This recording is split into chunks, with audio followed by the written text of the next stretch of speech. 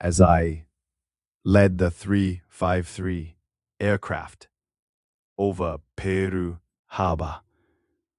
I watched the American fleet battle, 8 battleships, perfectly arranged.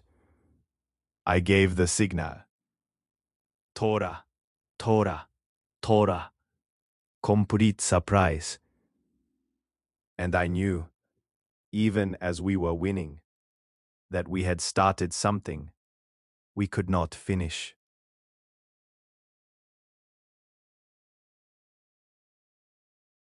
They were strafing at treetop level. I grabbed a 50 caliber and climbed up on a bomb container in the open. They were shooting at me from every direction. I got hit, maybe 21 times total. I don't know how I kept going.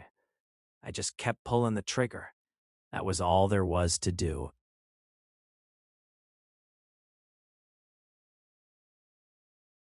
Göring came to our airfield and asked what we needed to finish the job against the RAF.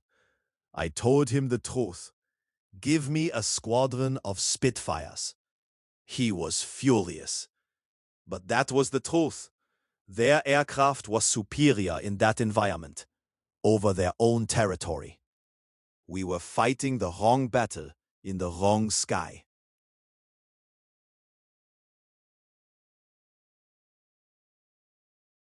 They told me I couldn't fly because I had no legs. I told them that was not their decision to make. A man's legs have nothing to do with his ability to think or to fight. I flew. I led a wing. I was shot down. I escaped from German prison camps 4 times. My legs never held me back. Other men's doubts did.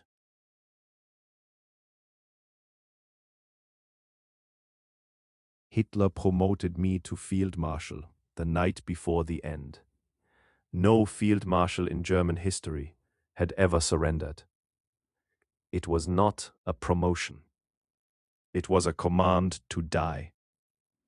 I looked at my men, starving, frozen, out of ammunition, and I chose them. I chose surrender. History can judge me.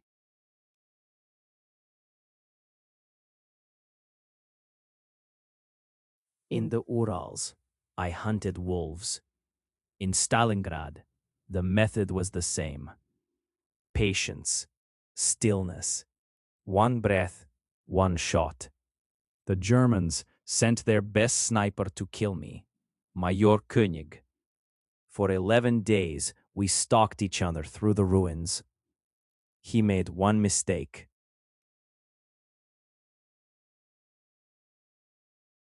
At 0600, I looked through my telescope and saw the horizon fill with ships. Thousands of ships. I called division headquarters. I told them, the invasion is here. They did not believe me. I said, I can see it. The entire English Channel is full of ships. It is the largest fleet in the history of the world. And it was coming for us.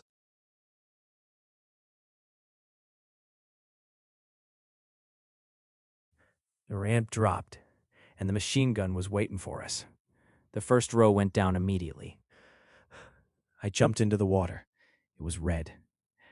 I could hear bullets hitting the water around me like rain. I made it to the sand.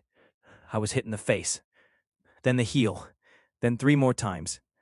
I was 19 years old. I crossed 200 yards of open beach. I don't know how.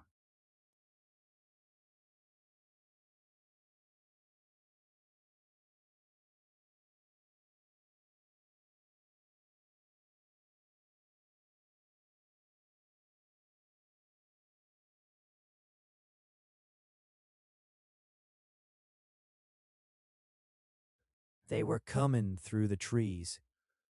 An entire battalion. I was alone. The tank destroyer behind me was burning. Ammunition cooking off every few seconds. I climbed on top of it and used the 50 caliber. For an hour I held them, They kept coming, and I kept firing. When they finally pulled back, I walked back to my men and organized a counterattack. I don't know why I wasn't killed.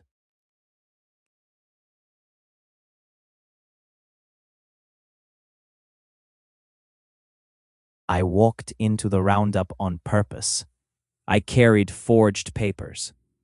I allowed myself to be arrested and sent to Auschwitz. For 2.5 years, I built a resistance network inside the camp.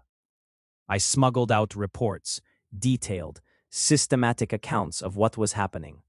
The gas chambers, the selections. The world received my reports. The world did not want to believe them.